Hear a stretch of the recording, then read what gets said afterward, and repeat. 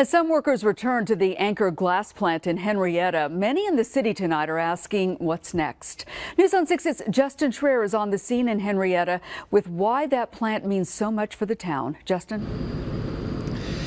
Yeah, Terry, employees I spoke with here say this plant right here is the backbone of this community here in Henryetta. And now that everyone is safe, many of those workers are ready to figure out what is next.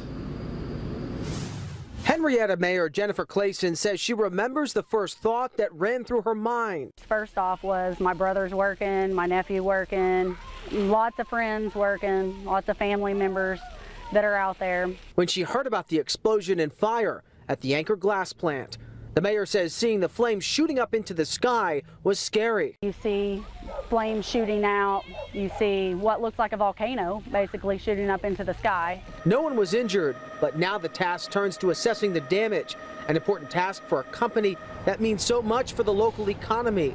Clayson says the plant is one of Henrietta's biggest employers. They pay significant wages, and so that's what draws people in to want to live in our city and want to be in our city. And Anchor is an icon to this city. People who work in Henryetta say the plant is like the lifeline of the city. Phil Agee and his wife Diana have owned this furniture store in the downtown area for more than 40 years. I think that any type of a business that has a number of employees is a benefit to this town.